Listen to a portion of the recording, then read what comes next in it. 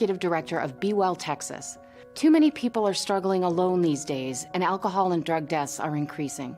We started Be Well Texas to offer high-quality, science-based addiction treatment and recovery services anywhere, virtually or in person. In many cases, there is no cost for treatment or medications if you don't have insurance. Really. Welcome to Be Well Texas. We're glad you're here. Visit BeWellTexas.org.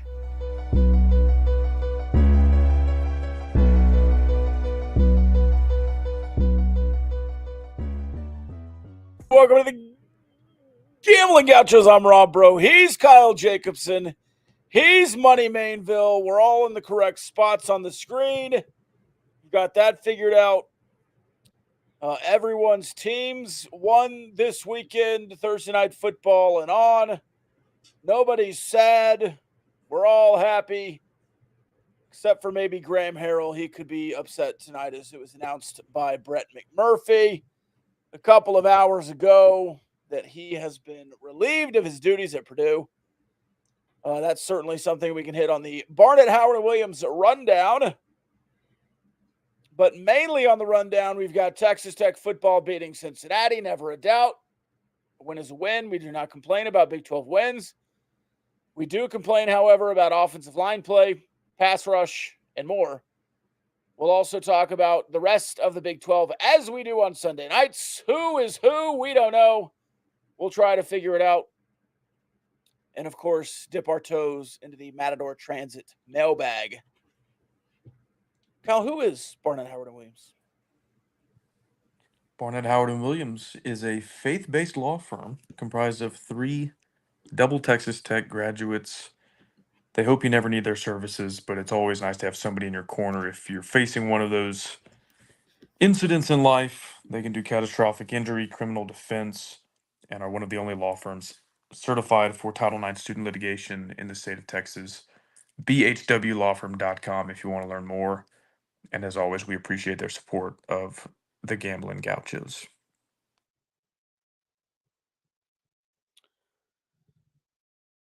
Let's begin in the Big 12, the 11 o'clock slate. And again, I'm just going by time here. Not picking on anybody. But early afternoon, Alan Bowman was on our television screens. Oklahoma State losing to Kansas State. They really got run over in the second half. Ollie Gordon started the first quarter. 9 carries, 72 yards. You want to venture a guess, Kyle, on his final line? I've actually, our show notes are overlapping here. I want to give you and Money an opportunity to say everything bad you want to say about Oklahoma State, because this may come as a bit of a curveball to some listeners based on the direction this is likely headed. I do have some good news for the Pokes once we're done, but let's get all the bad news out of the way first. Is that fair? Did you hear my take with Jeff Haxton on the end of the bench this week on 100.7 The Score? No. It's not Ollie Gordon's fault. Ollie Gordon is a back that needs big carries to break free. He needs 70-yard runs, 50-yard runs. He did it all last year. His numbers were skewed because of his big plays. He had a 27-yard run at the end of the first quarter. They did not go back to him. He started 9 of 72. He finished, I think, 15 with 76. And at the end of the first half, it was 11 of 69. He went backwards before he went forwards. Alan Bowman, he must not know what the R in RPO stands for, because he pulls that SOB 100% of the time and just chunks it at the feet of a receiver or into the other team's hands. It was really bad. It was really bad. Oklahoma State, for my money, not good. Moving down the pile, and I think Kansas State a little better maybe this week, obviously this week as opposed to last, but even better than against Tulane or some of their other opponents as well. So Kansas State, number one in my power rankings this week, aside from Iowa State, who I picked to win and put first, and they'll be there till they lose. Money, do you have anything bad you'd like to say about Oklahoma State? You want to pile on to Alan Bowman, whose touchdown to INT ratio last year was 15-14, and we tried to warn people about, and many didn't listen. Do you have anything bad you want to say before we pivot to some good news for the Pokes? I'm just really mad that I picked them to cover the spread and they completely, family show. But Yeah, credit to me to not for not saying I went perfect this week yet. Yeah, I mean, we got a whole 5.5 minutes in. That's big of you to not mention that. I went 8-2 as well. Really good week for me. So, anything else bad y'all want to say about Oklahoma State? No, I think their defense is pretty good. It didn't look like that at all times on Saturday, but this offense is dreadful. It's dreadful. Yeah, they wanted their offensive coordinator fired 2 years ago. Last year, I think, was a bit of a mirage. Like everything was explained away because, oh, we're in the Big 12 title game. I don't know if I was ever convinced they were that good last year, and their whole justification for why they were underrated going into this year and why they, were about to win the Big 12 this year was, oh, we're bringing everybody back. Okay, you're bringing everybody back from last year's team that like probably should have gone, I don't know, 7-5, 8-4. The head coach, Rob, Mike Gundy, definitely has some skins on the wall, a guy I respect. In the post game, he's saying that Alan Bowman made all the right reads on those RPOs. I don't know if that's him taking up for his guy. I don't know if he's not seeing it the same way you're seeing it. That doesn't seem good. I think that covers everything negative about Oklahoma State. Last call. Anything bad we want to say about the Pokes? Can I guess the positive? You can. Is it statistical? It is. You're ahead of me. Is it like a per play something? It's close. The only positive I can think of is they're about to fire Casey Dunn. There's nothing else that can be done here. No, that's where you'd be wrong, Rob. It's not all bad news for the Pokes. And here's why. Ollie Gordon, for the second time in the last 365 days, averaged more than 4.9 yards per carry in a college football game. Now, this is the undisputed best back in the country, the reigning Doak Walker Award winner. And yes, he did eclipse 4.9 within a single game for the second time since October of last year. He had 10.2 yards per carry in the first quarter. So that was your positive that he got over 5. Yeah, I think this is Ollie Gordon's breakthrough game, and he's back, No, but they honestly, and this was apparent even with like post-game box score analysis, they should have lost to Arkansas. I think Money even had this stat that teams were like 486-0 when outgaining their opponents by whatever Arkansas outgained them by, and like that game was the lone exception. Think of how differently we would be talking about this team if they were 2-3 right now instead of. I mean, 3-2 is not great either, but they've lost to like two teams that are expected to be at the top of the conference, one of which was on the road. Like, okay, but if this team was 2-3 with another loss to Arkansas and their win was over like an FCS and I guess Tulsa was the other one, I don't know. This is not the start I don't think anybody anticipated for the Pokes. And I don't know what you do because, they might make a quarterback change, but the offensive coordinator seems to be who he is. Ollie Gordon, since that 3-game stretch where he ran for 1,000 yards against like 3 of the worst rushing defenses ever, his last, I don't know, whatever, 8, 9 games have not really been that good. So I don't know what happens next for them.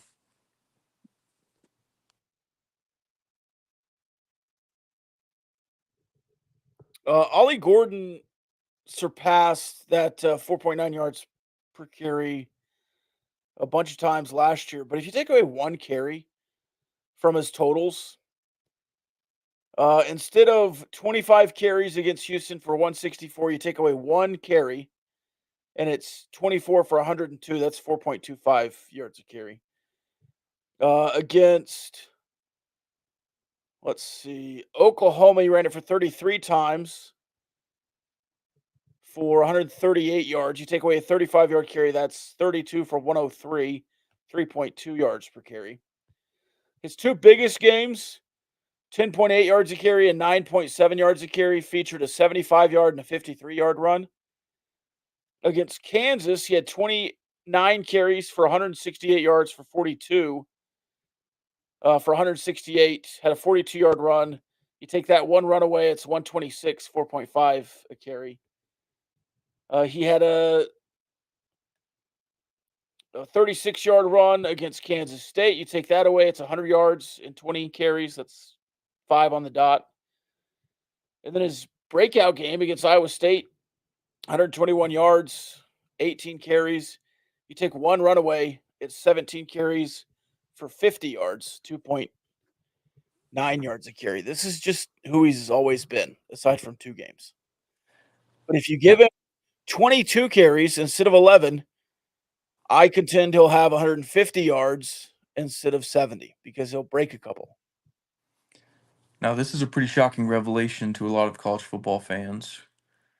Is there anywhere that they might have been, where a more educated fan might have been tipped off that he was on fraud alert watch before any of this unfolded and before the entire nation took note of this? Yeah, I believe the Discord was on it early. Shout out to Lukester. I think he said it first. He asked the question, and I was like, no. And I was like, well, let me look at some box scores. And I was like, well, Lukester, his first 8 games last year were really, really good. And then, like, it fell off a little bit. And then I was like, well, okay, maybe he's onto something here. And then this season started, and like first 2, 3, now 4 or 5 games go by, and you're like, okay, yeah, like I don't think we're ever gonna see this version of him that he won the Doak Walker in like October of last year. Like the cake was baked, and I'm not even saying he didn't deserve it last year because the overall production was still insane. But yeah, like you look after those, it was consecutive weeks. It was like West Virginia, Kansas, and one other. He ran for like 800 yards. All those run defense were ranked like 85th or worse in the country. And like since then, he has not been anything other than average or below average. So anyway, patreon.com/Gamblin Gauchos if you want more takes like that. Kansas State looked good. As I said, they're probably my number 2 behind Iowa State. Iowa State shutting out Houston. Houston's not scored in the Big 12 yet. That is 8 quarters of scoreless football for Houston. They're 16th. Remember when that article came out that said Donovan Smith was going to be a first-round pick to the Cowboys this offseason? Yeah. Remember what happened the last time a Texas Tech quarterback got preseason draft hype? I do. I feel like that's the kiss of death. Might just want to avoid that if you've played in Lubbock or you have any kind of relation to Texas Tech. Might just want to keep it on the DL with the agents. Say, hey, keep some of the noise about me down. I'll take care of it on the field. Appreciate you, though. He's terrible. He's playing bad football right now. Yeah, he's not been good.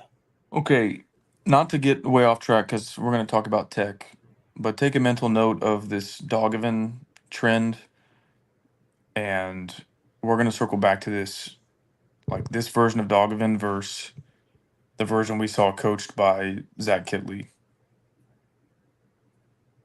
You're saying Donovan? Yeah. Dogovan was good, Donovan. Because everybody look at him now and be like, in a vacuum, this guy's terrible. And he obviously wasn't great here. He wasn't good enough to like win the job outright, but he was serviceable. Like he had good games. Certainly, yeah. Now He he's played games that we lost where like he wasn't really the reason why, and like he had played well enough to win. And you would think, okay, 2 years from now with more reps, more development, he'll be even better than this.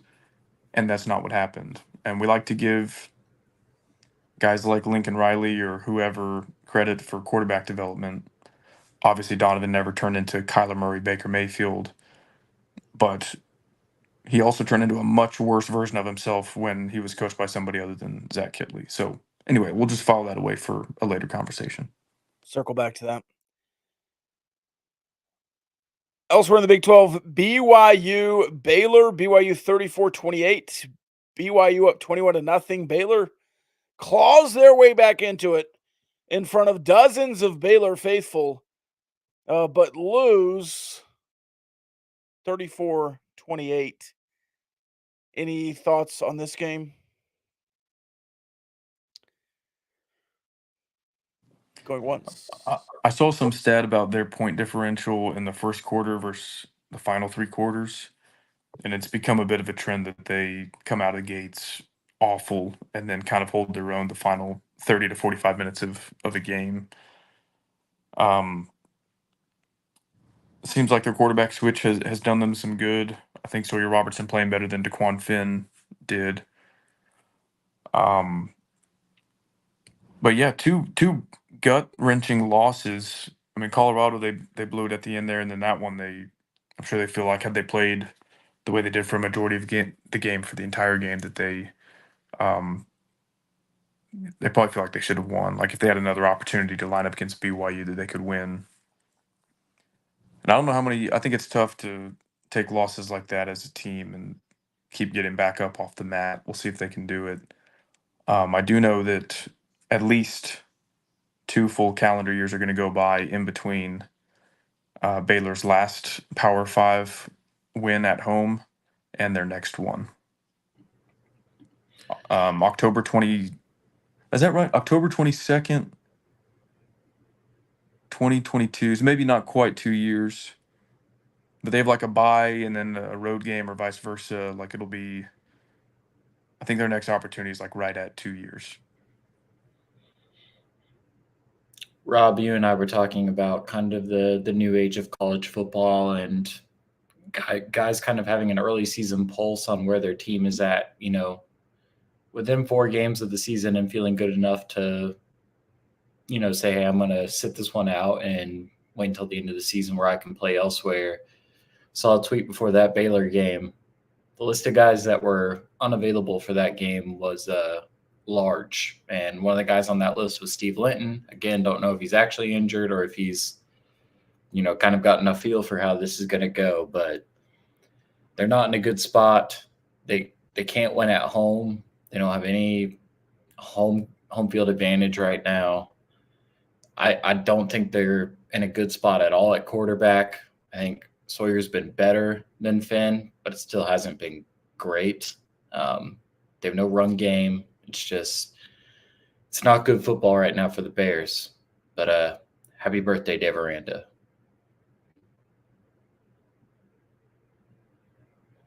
I saw that graphic today and was afraid to read the comments. No, I wasn't. I definitely read the comments. Let's see. Peacock sucks so bad. I'm trying to watch the Bills over here and it keeps pulling up SNL. Anyways, BYU looking good. We just talked about Baylor there, but BYU 5-0, 2-0. I think it's the 8th time they've gotten to 5-0 in their existence. They said Kalani Sitake has done it 3 times. What a coaching job. People picked them near the bottom. They're 5-0, 2-0 in the Big 12 with home win over Kansas State and a road win over Baylor. That's nothing to sneeze at there. Let's see. TCU at Kansas, at Arrowhead. Josh Hoover, another big game, 356 for 3 tutties. And Jeff Grimes has also not won a game against an FBS opponent at home in the last 600 some odd days. People are co-opting your stat for Kansas verbiage now. Jeff Grimes, we talked about Jeff Grimes as a potential offensive line coach, run game coordinator, maybe 2 years ago. But good grief, how the mighty have fallen. He was awesome at BYU with Zach Wilson. He was decent when they had a really good defense to get to a Big 12 title game and win it. But he has not done anything since. And he's even worse at Kansas than he was at Baylor. And Jalen Daniels is really bad. Like, really bad. Yeah, going back to the thought that it matters who's coaching and developing quarterbacks. Again, where the Gauchos were right. When Andy Kotelnicki left for Penn State, we mentioned that Lance Leipold has not coached a game at the FBS level without Kotelnicki as his offensive coordinator. Their record against FBS competition this year is, are they 1-4 overall? Yes. With a Yes, win they over are. Yep. Uh-huh. with a win over some community college nobody's ever. So they're 0-4 against FBS Lindenwood. competition. Lindenwood, yeah. Jalen Daniels has stunk. Their offense has stunk. Seems like that was a prescient thing to point out, and it is amazing to me. There were tweets this offseason comparing Lance Leipold to Bill Snyder, a man who, like, pound for pound, based on the program he was coaching at, I think you could make a case as the greatest college football coach of all time. Bill Snyder won 11 games 6 times in a 7-year span. And they were talking about Lance Leipold in the same breath as Bill Snyder. Not only And- tweets, there was Bill Connolly articles Yeah. on Yeah, no, ESPN. Yeah, this wasn't like some burner account making a No. rage bait post. And now 1 month later, like, you've got Kansas blog saying he's straight up not a good football coach. His wife is chirping at fans that they need to show up. It's amazing how fast the worm can turn. Like, I don't know, 6 months ago, 9 months ago, they're worried that he's going to take a Big Ten job or something, and now they're just over him. Like, yeah, it's hard without this offensive coordinator, and that OC might have been the straw that stirred the drink. But I mean, you're just done with, like, the best coach you've had since Mangino. 1 month into this season, it's crazy to me.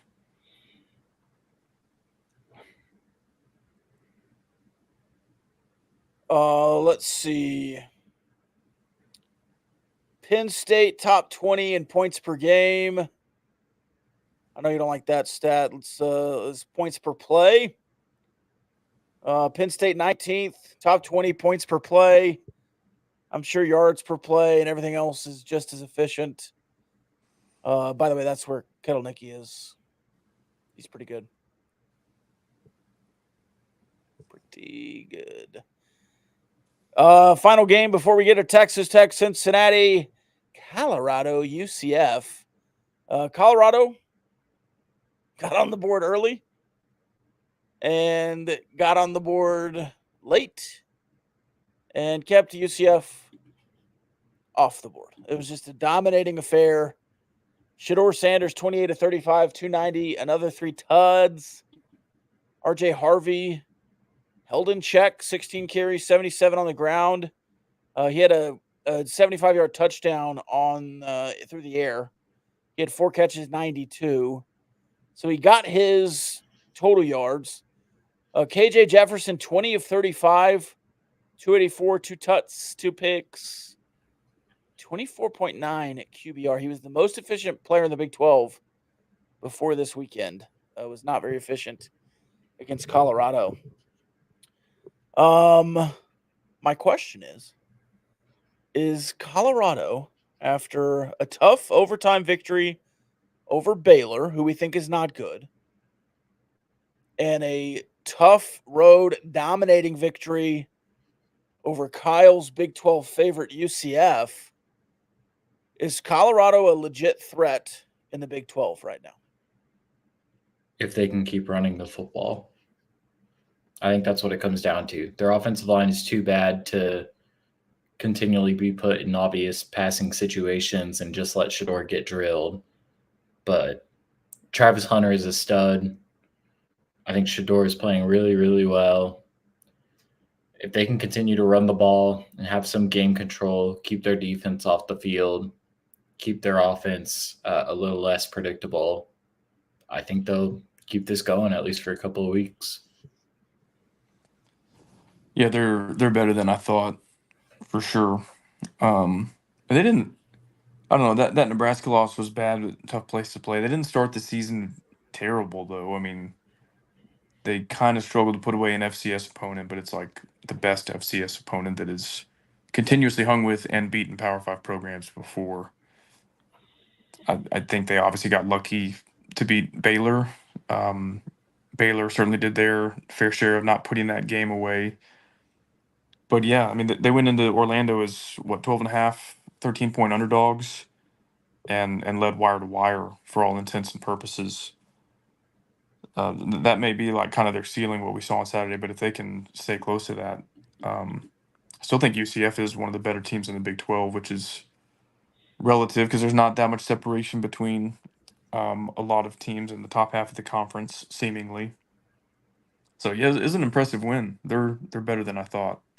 And for UCF, like I said, talent-wise, I still think they're close to the top, but that's a game you can't lose and contend for a conference title. Like, to lose at home as a double-digit favorite is, to me, it seems like that's gonna be hard to come back from with as much parity as there is at the top of this conference. Yeah, that's pretty tough. And I lied. Arizona, Utah.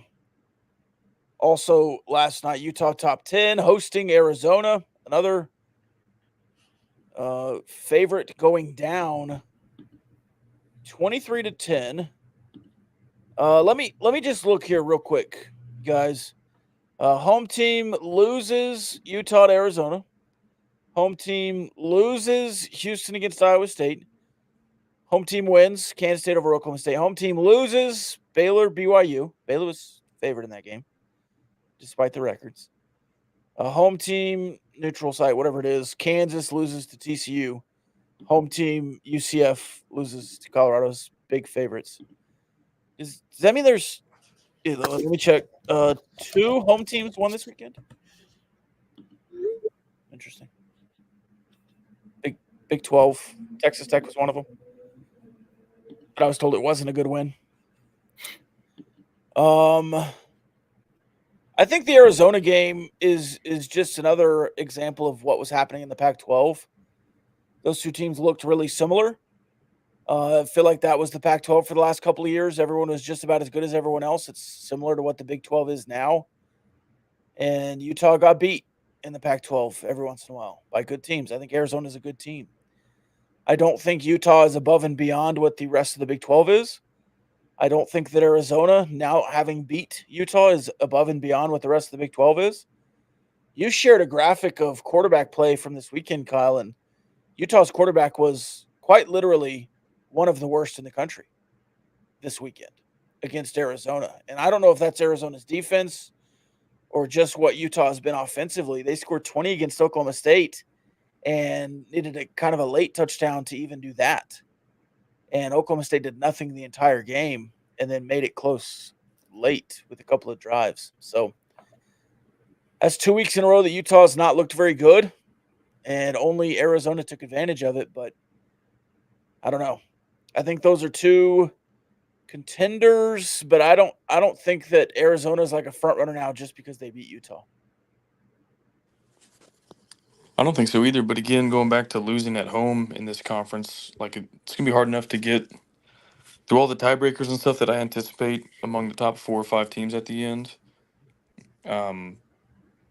It's gonna be hard enough to accumulate enough like road wins and everything to be in the conversation. If you're losing as a home favorite, I don't know. That's just kind of a tough spot to be in, I think, for a title contender. I'm not ruling Utah out, but that was kind of a surprising loss in that sense, just because they've been so good at home over the years. Thought maybe they would drop a couple on the road, hold serve at home. But yeah, I mean, I think you've alluded to it, Rob, very early, and these are front runners right now. But Iowa State, Kansas State, that BYU loss doesn't look so bad. It was on the road for Kansas State, and a lot of that post-game box score type analysis or like success rate, the net success rate, looked like Kansas State didn't get beaten as badly as the final score indicated. So anyway, all that to say, I think it's wide open at the top. Those would be the two that stand out to me at this point. I'm not ruling anybody else out, but I think I can rule Oklahoma State out. They, I think, are in a pretty big hole here. But yeah, this conference is wild. We knew it would be a lot of fun to follow, a lot of close games, and starting to see that unfold very early already. All right. Any other final thoughts about the Big 12 before we move on to Cincinnati? We're on to Cincinnati. All right. Just right off the rip, I host a post-game show on Double T 97.3. And like the first 10 or 20 comments I got on that post-game show were negative after a 44-41 victory, Texas Tech over Cincinnati. And I understand a little bit of negative, but Texas Tech lost that game 100 times from 2011 to 2022. You were 35-68 in Big 12 play, and a lot of those losses came at home. I am not going to complain about Big 12 victories. Now, there will be some nitpicking here in the next 20 minutes on the game. There are improvements to be made, but I was happy after that game. It had me feeling nicey. Got me feeling nicey.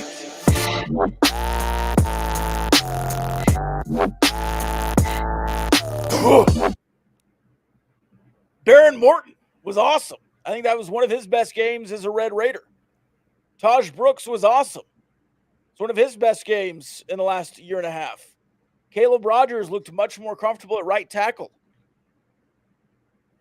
It was an improvement over where he was at left guard, which was one of the worst players on the field. DeBraylon Carroll is an absolute game changer. He's been great. Now, the rest of the offensive line, I think, still has some issues. I think you need to improve a lot of things in the secondary. Defensively, you look like Swiss cheese for most of the game. Punting for the first time with 2 minutes to go was frustrating. Coy Aiken dropping a touchdown pass after he gets targeted was frustrating. And then the one sequence, there's two sequences that made me mad in the game, but all was washed away with that missed field goal at the end. The cute little hop to the fourth down call where they hopped over and then it's a direct snap and Taj took it down. And then the obvious where everyone was mad that ended in a field goal.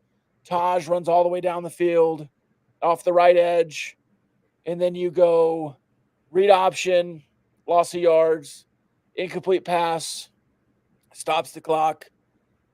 And then jet sweep left, loss of yards, field goal. Just run the damn ball. But that was the only really frustrating red zone bit. The other one should have been a touchdown. It was dropped. You can't blame the offensive coordinator there. But those are my overall thoughts. Beyond that, I'm not angry at a 41-44 victory for Texas Tech. Not in the least bit. You won the game. You're moving on. We're on to Arizona now. Kyle, do you share those sentiments? Partly. I think I tried to strike a pretty close to like 50-50 balance of positive and negative. Now, I agree with all that. We do not apologize for Big 12 wins. We absolutely do not apologize for blackout night game wins. I feel like hopefully we can move on past that discourse. And like honestly, the numbers on that are not great, even though I am a firm believer that the uniforms you wear do not impact the outcome of the game. It would have been a bad look to lose another one of these blackout conference games.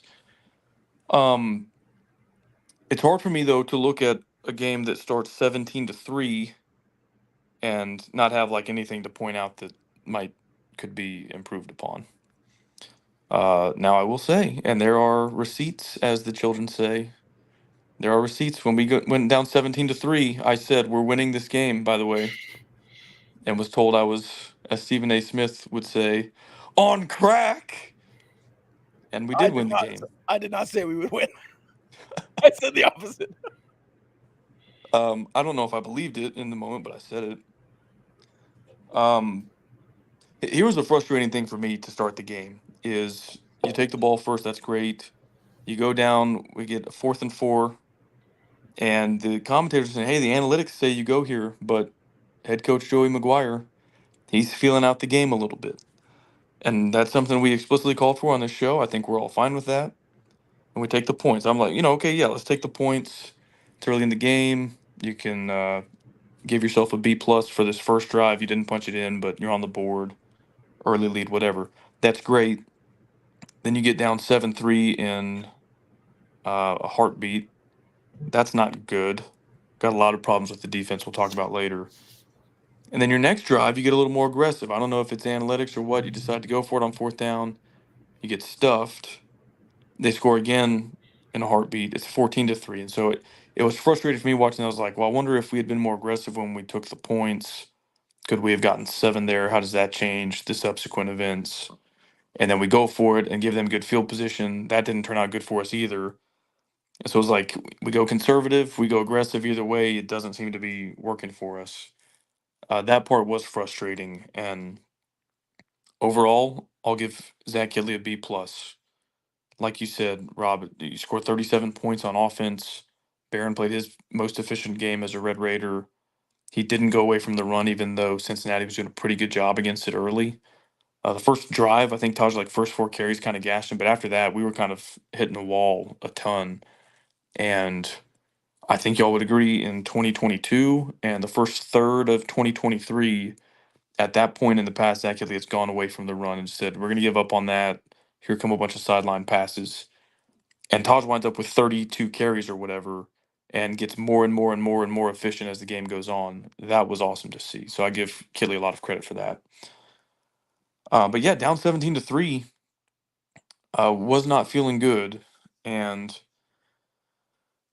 I think it was mostly the situational football. Like it was, in my opinion, kind of a stupid, gimmicky play call when you're going for it on fourth down. We've tried that before. We tried that against TCU last year. Didn't deceive anybody. They stuffed us.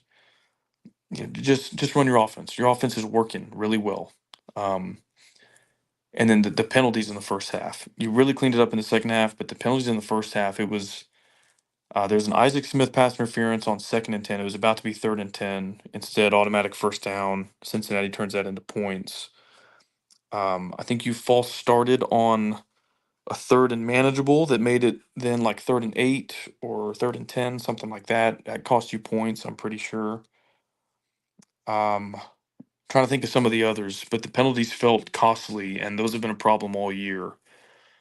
Um, so those were kind of the frustrating parts to me early in the game. Now, to this team's credit, they fell down 17-3. They claw back. It's what, 24-24 at halftime. And so you have to give the team a lot of credit for that. A lot of teams throw in the towel when it's 17-3 or don't find a way to come back after getting hit in the mouth during a conference home game like that. And this team did. So I give them a lot of credit for that. I remember one of the other penalties. It wasn't a penalty. Sorry. It was the Josh Kelly fumble on the punt return. Your defense, for one of their only good possessions of the night, forces a 3 and out to try to get you back in the game. And you wind up turning the ball over, 45 yards down the field because you muffed the punt.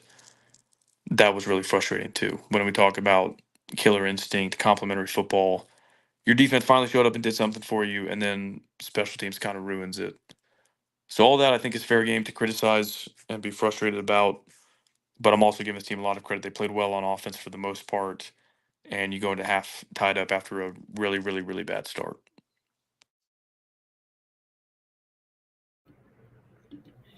Rob, I think I'm with you. I think I'm maybe more optimistic than not after that win. Probably closer to 65-35.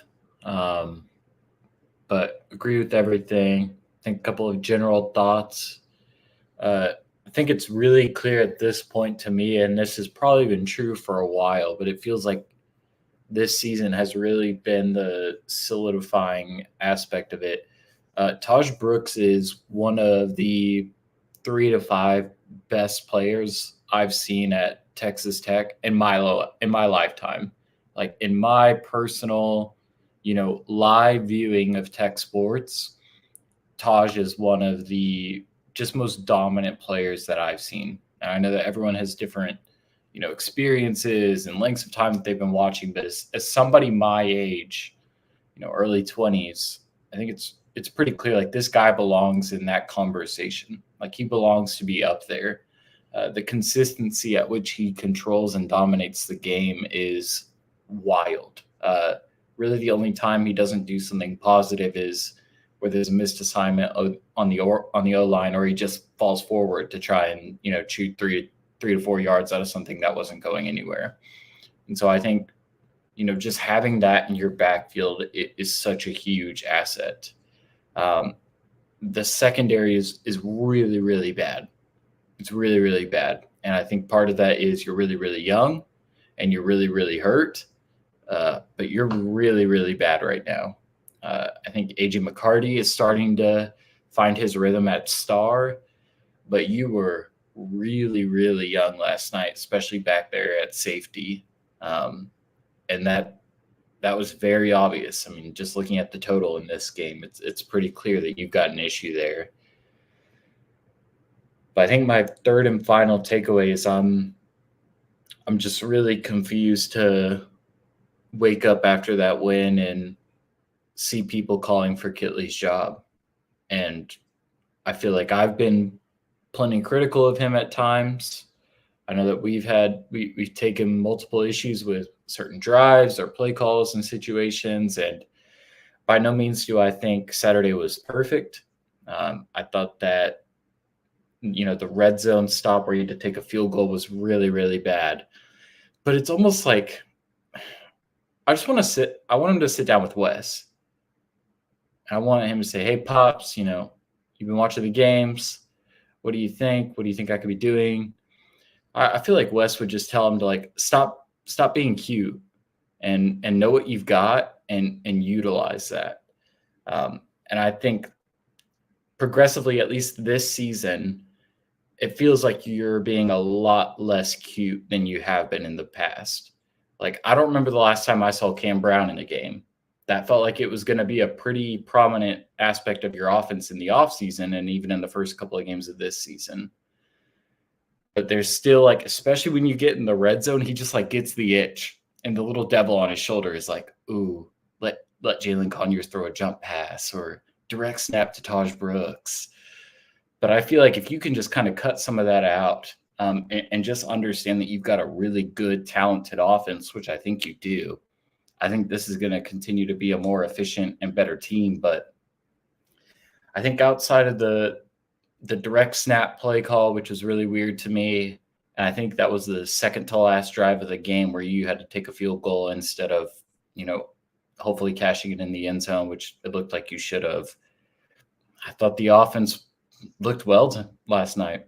I think it was holistically well too. The passing game was working. I thought Barron looked good.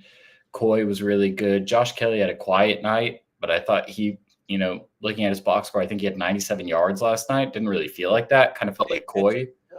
Felt like Coy was the star of the show last night. Maybe that was just my impression, and then Taj just doing what he does. It's been impressive. And I think if you can just kind of play, smash mouth football at times and just, rely on the X's and O's, I think you're going to do yourself more favors. Kyle, what is it called when a captor or somebody's been kidnapped falls in love with their kidnapper? Stockholm syndrome. Stockholm syndrome? Yeah, no thanks to Rob. And then when you I'll set it up. And then money, I was going to go to you with this when you're closer to Gen Z. And what do you call it when you're just scrolling through and it's all the dumb phrases and sayings and that's called skibbity toilet riz. No, I don't even know what that means. I believe it's called brain rot. Brain rot, yeah. Texas Tech fans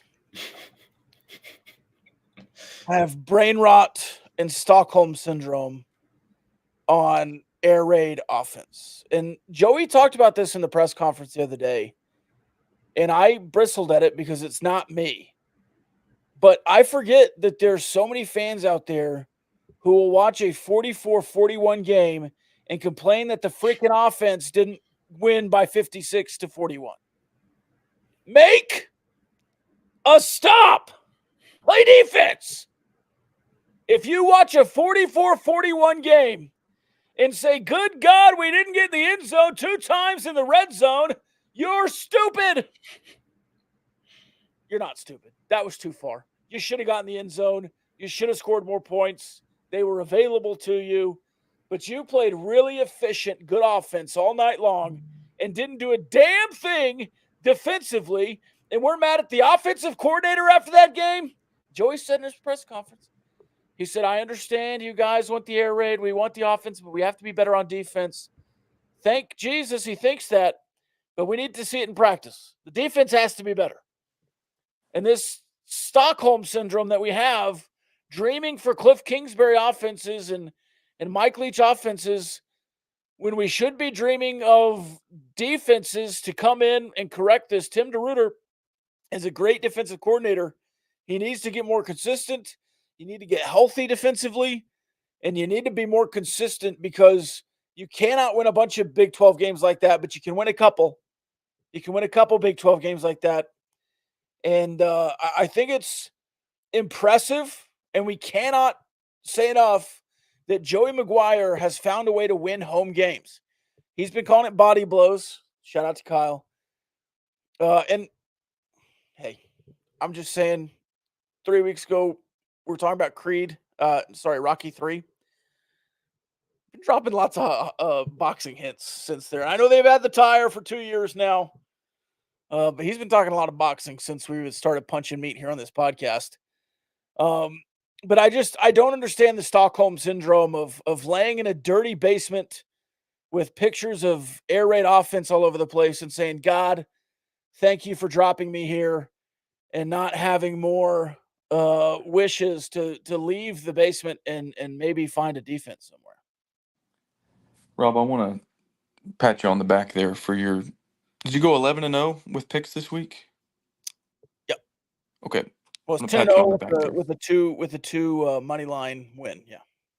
So the reason I'm patting you on the back is so I can also pat myself on the back without, spreading the love a little bit. Yes, true or false, during the offseason I called for multiple tight end sets. True. True or false, I called for running slower tempo, fewer plays, so that Taj could touch the ball on a larger share of your total plays run. True. Less than 70 plays yesterday? Yeah, 65. And Taj touched it on 30-something of them. So Beautiful. where Kyle was right. True or false, advocated for obviously pounding the rock with Taj, but then building a play action pass game off of that. True. Yes. Last night looked a lot more like North Texas to me. And I haven't gone back to calculate the RPO play action pass stuff yet because I haven't done a rewatch.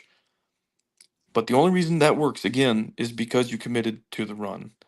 And I would bet a lot of our success through the year, which again, I do not want this to go, I don't want people to miss this point. This was Baron Morton's most efficient game throwing the ball since he got to campus in 2021. He's played in relief. He's been a starter, all that. This is his no interceptions. I think his highest yards per attempt. And it would have been better if not for a couple drops where Zach Kelly drew up the touchdown play. Morton put it on the money. The O-line protected and the receiver just dropped it. That happened at least twice that I can recall. So again, yeah, I'm with you, Rob. Like, I can nitpick some situational calls for the offense, but overall, like B plus, played good enough to win the game 9 out of 10 times.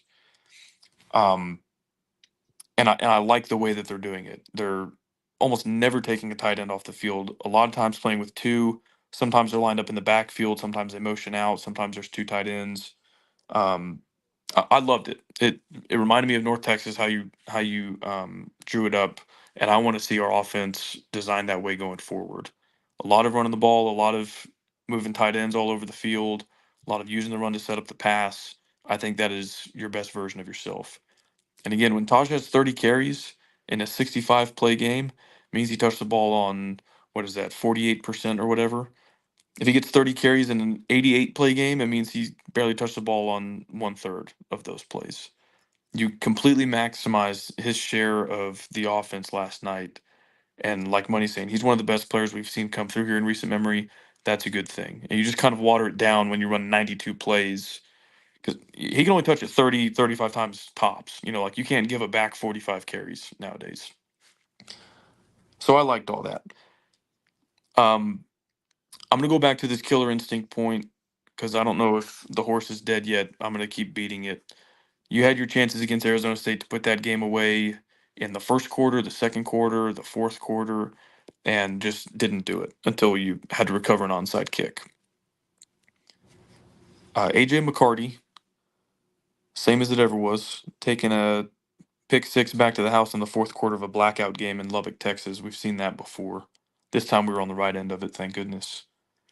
He takes that pick six to the house, 41-27, Texas Tech with, I think, 12:40 left in the fourth quarter.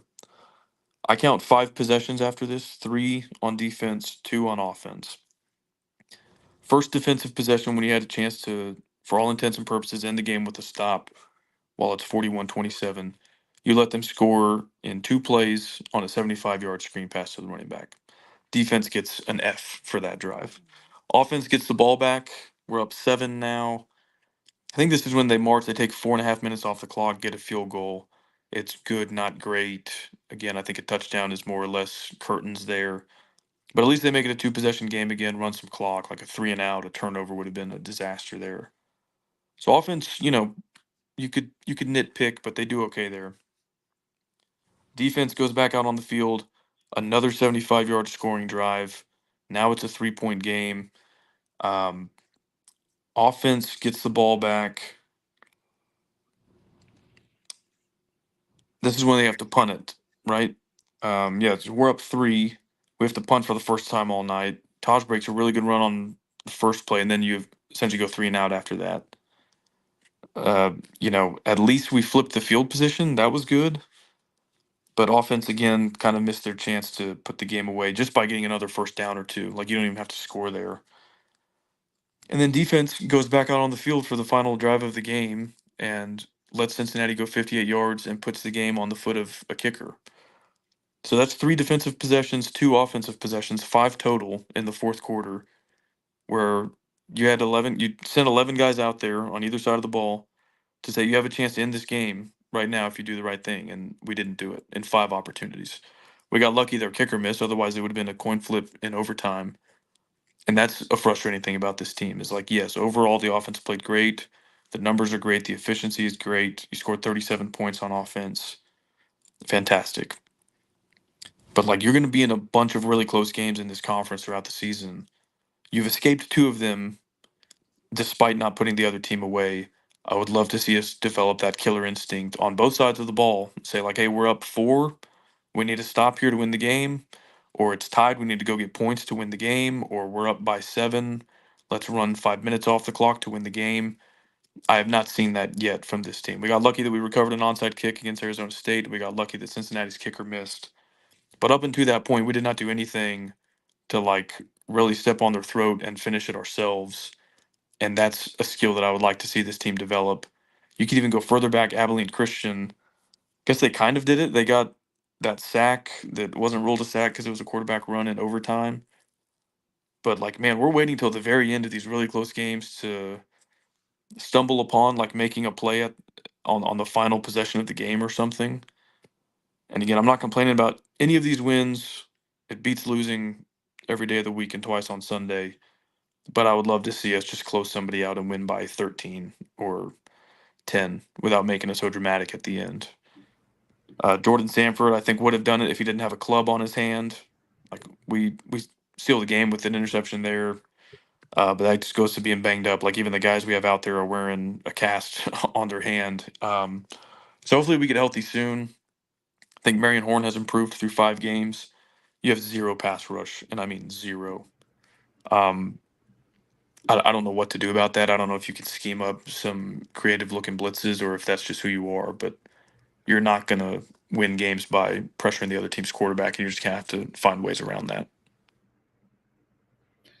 I remember us talking, I can't remember if it was at the beginning of the season or even in the off season, but if you can control the game and you can score 30 some odd points you're in a good spot to win the football game. And a lot of that does come down to game control. But even if you look around the Big 12 this week and who won, Arizona, 23 points, Iowa State, 20 points, Kansas State, 42, good game, BYU, 34, TCU, 38, Colorado, 48, good game, Texas Tech, 44. Kind of had to play that way because of your defense. But if you can control the game, you don't have to score 40 plus points, and you can take some of the load off of your offense to score almost every possession because you're able to generate stops. Now, the problem is, I don't know how you do that with no experience in your secondary. You're very, very light there and no pass rush. And I think there's a fair kind of question mark on linebacker play that maybe we haven't talked a lot about. Maybe it's nitpicky, but I think linebacker play could be better at this point in the season. I was expecting it to be better. I think Jacob Rodriguez has played really well. But outside of him, John Curry has been a bright spot. But I think Ben Roberts still not fully what I expected. Had a good forced fumble in this game. I think he's good around the line of scrimmage. Still got some work to do in pass pro, but I think, again, some of that might be having to overcompensate for what you're asking your really young corners to do. And also, one last thought, Mo Horn has got to learn how to wrap up. It's a lot of fun watching him just torpedo at a dude in the open field, but it got him a couple of times last night. And before halftime, they cut to Joey kind of walking off the field, and he was talking to him, and I imagine it was about wrapping up and finishing that tackle because he had dove for one towards the end of that half, and it did not result in a tackle. Yeah, on the Ben Roberts pass defense, low PFF grade this week on that. But I'll say it's really hard to cover mesh routes 30 yards across the field when you're expecting either a pass rush to get home or to pass it off to somebody else if you're in a zone and nobody's there to pass it off to, or they run a wheel route and just turn it up and they're long gone. It's a really difficult task. I think the linebackers have been probably the bright spot on your defense, but that's just because the secondary defensive line has been so poor. Well, at least I think the silver lining is they're at least good against the run still. Like they seem to be grading out well there. And like, I forget the numbers, but if you look at all the teams we've played, like their primary ball carriers are not running the ball very efficiently. So like, I think everybody on the front seven is like better at defending the run than they are either rushing the passer, covering tight ends and backs out of the backfield. So like at least you're good at something, and you can kind of make them one dimensional. Now the problem is when you make other offenses one dimensional, they just torch you through the air. So it's not a huge benefit to you. Um, but yeah, I think it's one of those things like it is what it is at this point. You're not going to see some magic cure mid-season. It's unfortunate you've had so many injuries at the edge spot and in the secondary, really. But I hope you get better as some of those guys get healthier. But it is a little bit encouraging that at least you're not offenses can't have their way with you running or passing. Like we are at least forcing them to go to the air. And I remember thinking this during like those peak Kingsbury defensive years, like 14 to 16. I was like, well, eventually there will be just like an overthrow that goes right into our defensive back's hands, or like a tipped pass or a strip sack. Like if you make them throw it 45 times, something bad is bound to happen for the offense. And that kind of was the case last night. Like you did get a pick six.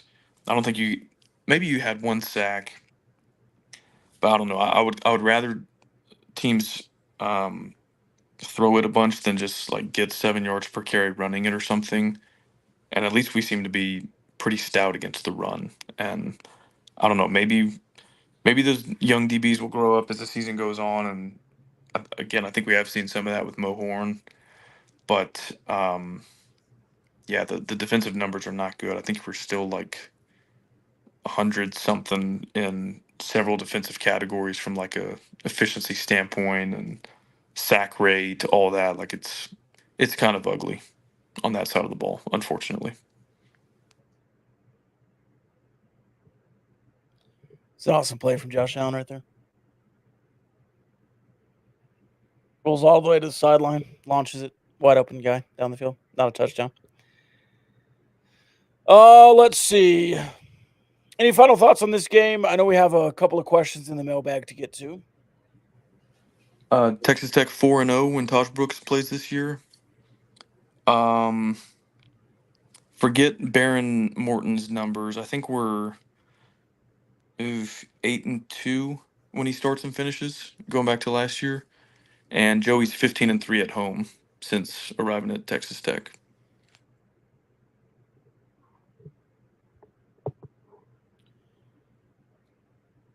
Is that good? That's good. We need some road wins. 9-2 at home in conference. Sounds right. Yeah, just the Oregon loss. 3-9. This would be such a huge time to find something on the road and get one on the road. I mean, this is a huge game coming up. Massive. There are two wolves inside of Joey McGuire. One wolf is the home wolf, who's really good and wins games. The other wolf is the road wolf, who's getting eaten alive right now. All right, let's head to the Matador Transit mailbag for a couple of shots. If you want a full Matador Transit mailbag, you can go to patreon.com/Gamblin Gauchos and get them there. This question is Rob secretly dating Josh Hoover's mom? No. I just think he's a good quarterback. Lots of stats. Stat guy. Is the reason everybody hates Tommy Tuberville specifically with how he left Texas Tech? Pretty much, yes. Ended the bowl streak. Left. Is a lying politician now. Not to get into politics. And by the way, I just think all politicians are liars. That wasn't shot across the bow there. Especially him. Do you wish Bryson Daly went to Texas Tech?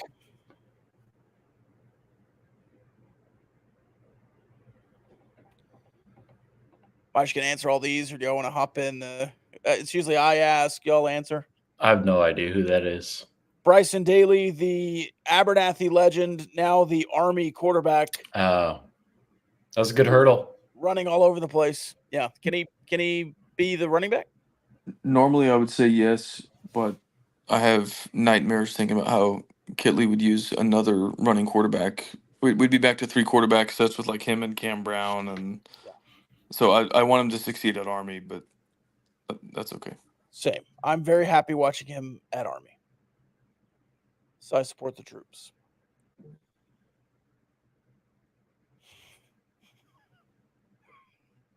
Sorry. Big Hen getting a little feisty here.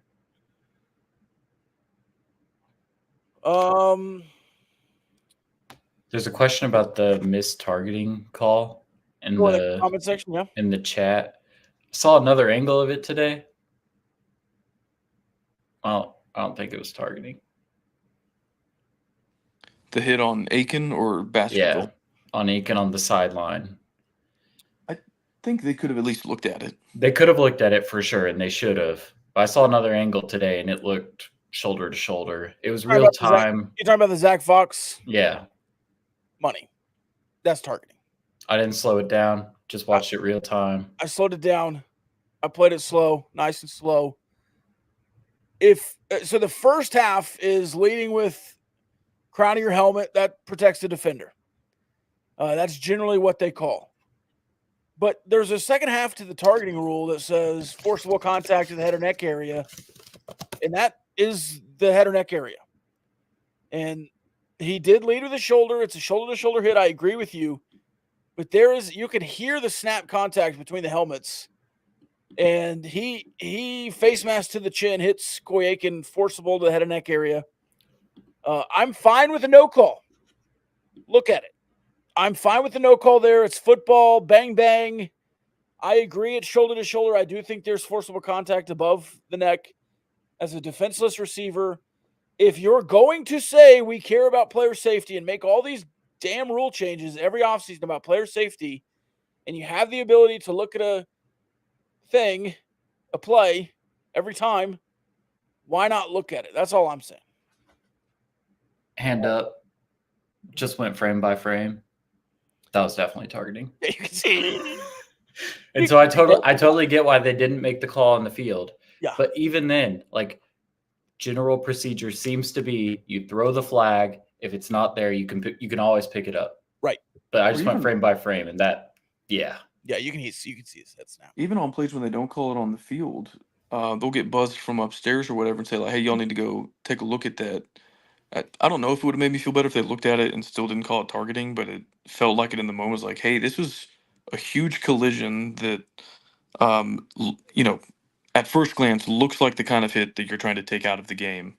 And, like, we're not even going to take a glance at it. When there's other hits that are just routine football tackles, a guy, like, trips and his helmet happens to hit another guy and they, like, spend an hour looking at it. Like it's the, JFK Assassination Zapruder film. And this one, the guy gets, like, destroyed on the sideline. Think it looks like helmet to helmet. I don't know if it's shoulder to shoulder. And they're like, yeah, no, we don't even need to, like, review that one. That was kind of frustrating. And I'm glad they picked up the flag on Baskerville. But watching that play, 30 minutes later or whatever, it's like, okay, this is not half as malicious as the hit on Aiken that didn't even warrant a review. And I thought that we were about to get screwed on that call as well. Yeah, I could pull up the video here and we could go through it. I don't want to spend too much time on it. I just wanted it to be reviewed. That's all. That's the third targeting on Aiken that's not been called.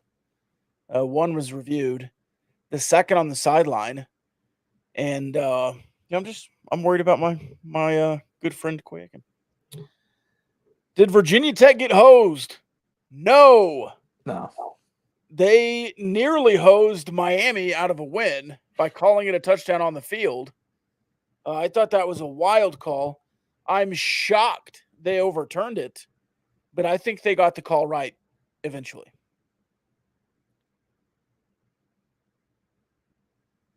Agreed? Disagree? Agreed. Are we bad on the road or are we bad at night? Kyle, you answered this one in the mailbag. Yeah, I thought that maybe he wasn't going for this. So I thought the question asker thought that we were playing on the road last night. Oh. And I was, like, trying to figure out how to break it to him that this wasn't a road game. We were just playing bad. But that may not be what he meant, so I don't know. I answered potentially both. Have you stopped punching meat yet? No. Punch meat every day. How many interceptions has Sorsby thrown all year? 1. Hey, quick shout out to the announcers for willing that interception into existence. I mean, every series, he still hasn't thrown an interception all year. Who has more touchdowns by the end of the season, Micah Hudson or AJ McCarty?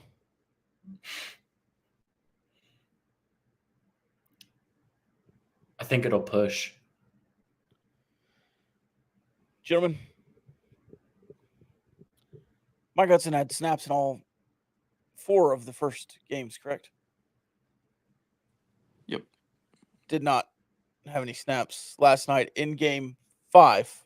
Robbie's not redshirting. No, I'm just a question. Hey, new bit alert or just notice, and Yeah. this will be good for picadors that subscribe to us on Patreon, general listeners of the show that either don't like us enough or whatever to pay us $5 a month, or my fellow co-hosts.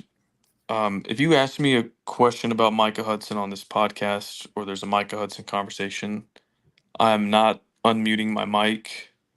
I have absolutely nothing to say about it, unless there's, like, some kind of development. But this deal where after every game, whether blowout win, blowout loss, close win, conference game, FCS, whatever, people's immediate takeaways just about Micah Hudson's playing time is so annoying and just not worthy of conversation on platforms like this, so I'm just not going to engage with it anymore. So if y'all want to talk about Micah Hudson on this podcast, go for it. My mic is not coming off mute on any Micah Hudson discourse. After right now.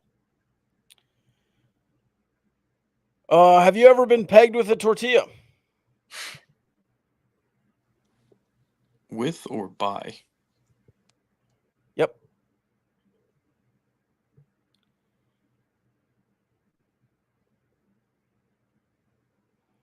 Is the game thread good luck? We've not we usually delete those bad boys and start them over. We have not deleted since post Washington State.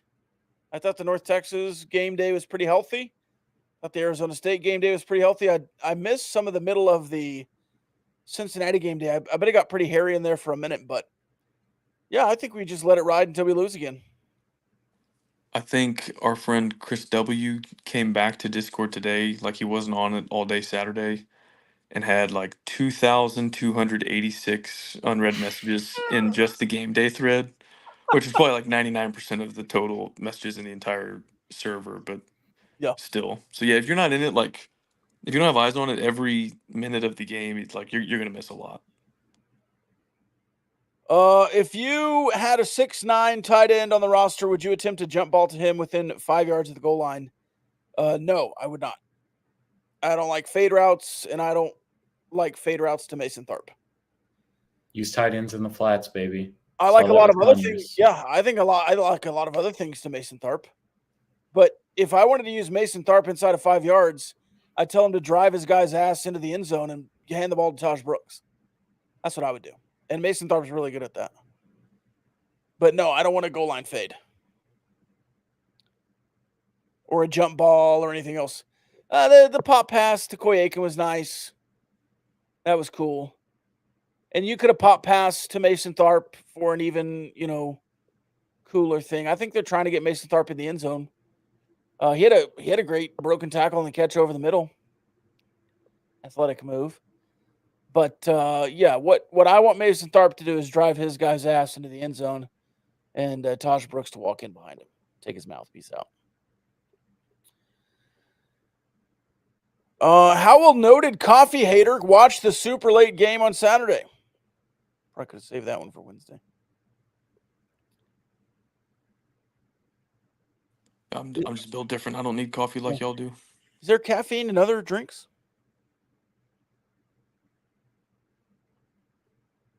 Yes. I think caffeine exists outside of coffee. Is Texas Tech's defense the ultimate bend and break, but redeem yourself at times defense? Man, that really did feel like a Gibbs defense at times this weekend.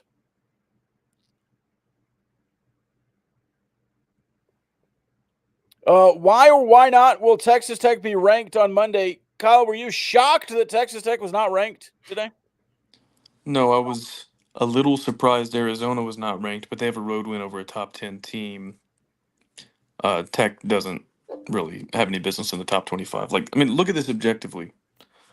I know, like, fans want to be homers and stuff, but no, like, why on earth would you be ranked at this point? You played 3 Power 5-ish opponents. I don't know how we're counting Wazoo. One of them killed you, and 2 of them you beat on an onside kick and a last-second missed field goal. Like, what about that resume says we're one of the 20, 25 best teams in the country? None of it.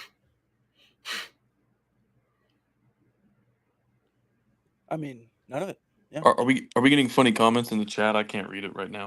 I just watched the Bills run a trick play that resulted in Josh Allen just getting destroyed and fumbling the football, and it really reminded me of something Kitley might try. I was going to say, I look forward to seeing it next weekend in Tucson.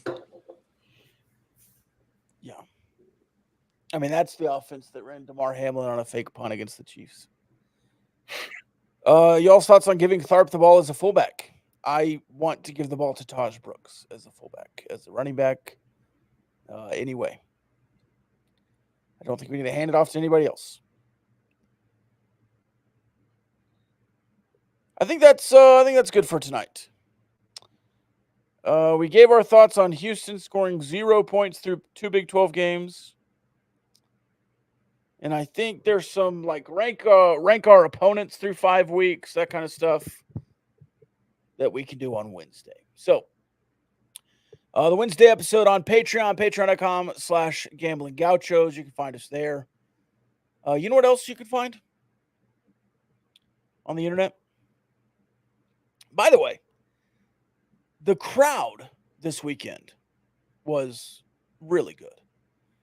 The blackout, the night game, there was so much pleather pregame that it made me sweat.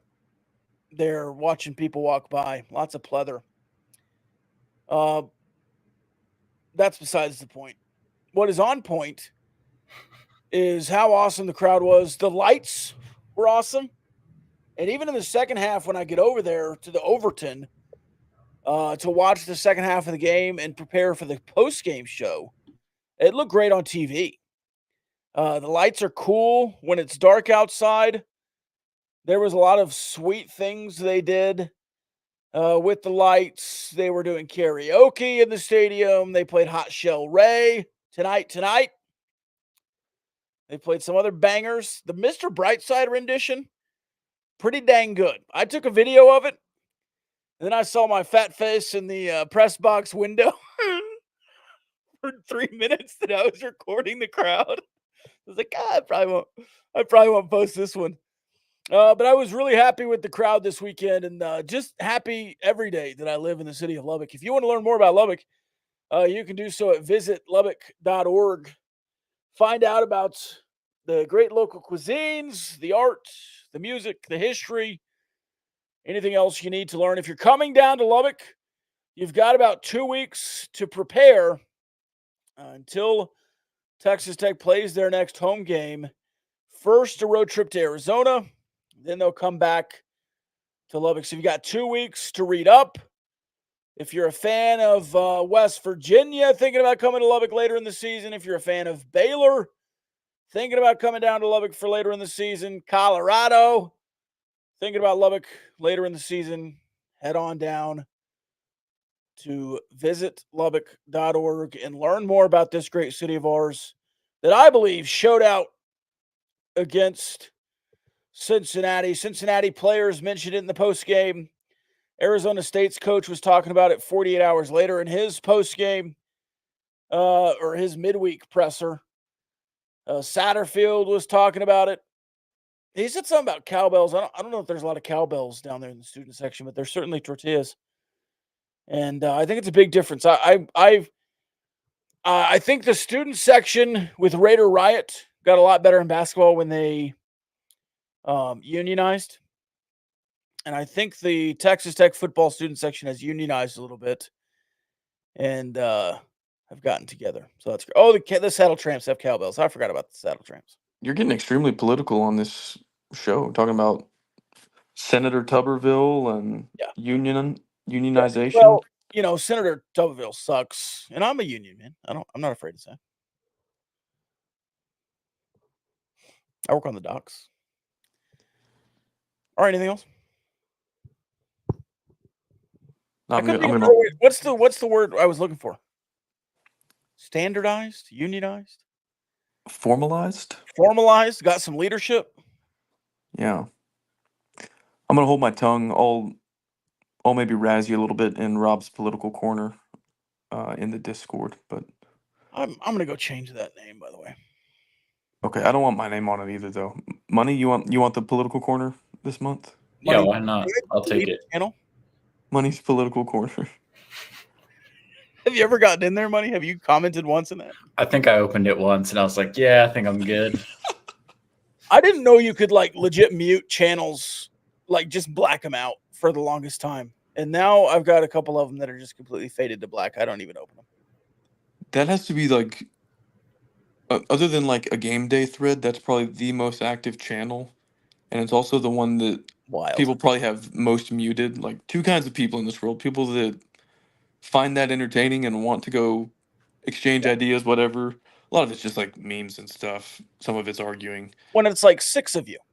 And then people who just want none of it whatsoever. Yeah. I think it's mean, I I think it's didn't overtaken like the Jimmy Hoffa or anything, but it's overtaken the Dak Luka whatever channel that was. That was like the First Take channel. oh man. Well, we just got a Patreon subscriber. If you want to join in the Patreon, you can. Patreon.com/Gamblin Gauchos. Steven says it stays civil, mostly. Shout out to Charles, our golf fan in the audience, says Michigan was proud of Mr. Brightside. I thought it was awesome. I'm gonna see if I can find that. I don't know if I might have deleted the video of myself. Oh no, it's there. Yeah, so I'm filming the lights and everything. Can you see me? My face like as a ghost in the background.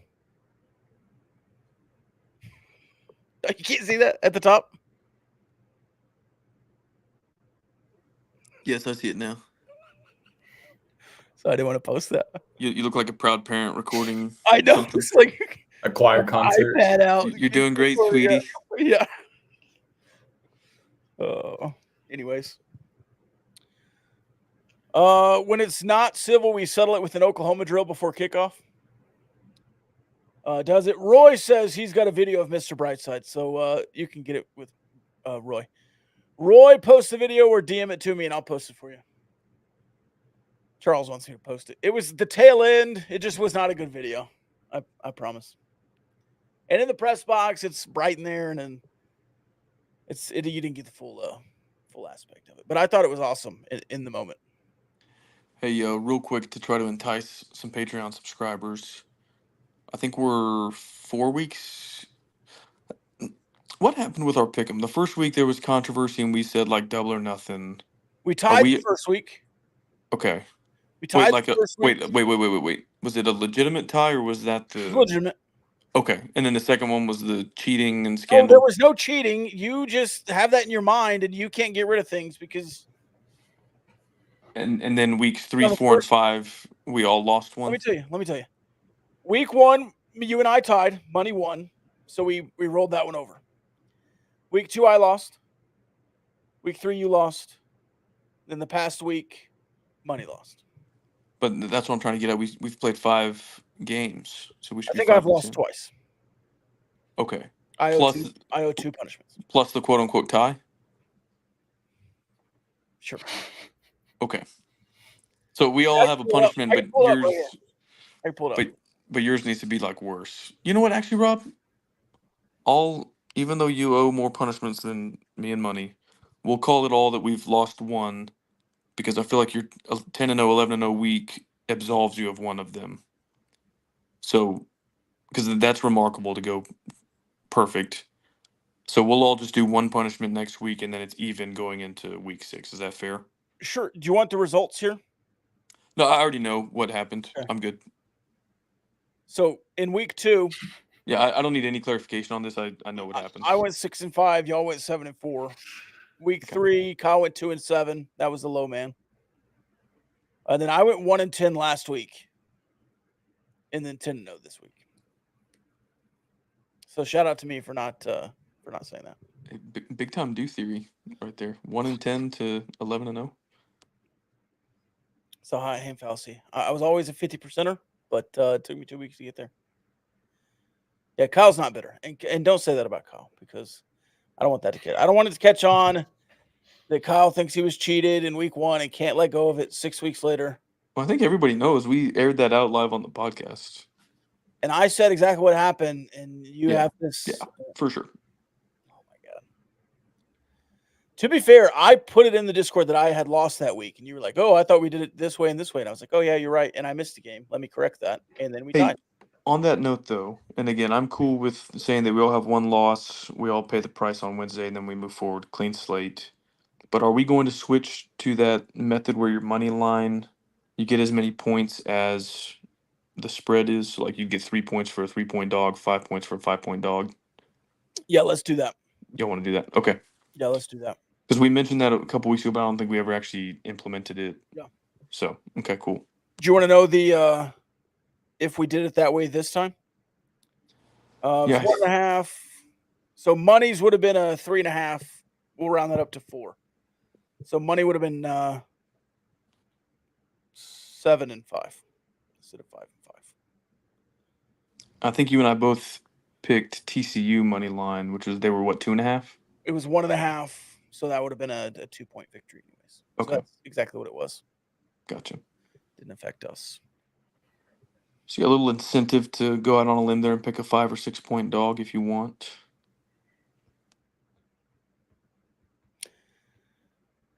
All right. You can also join us on YouTube and the Republic of Football feed, where we're at every Monday morning.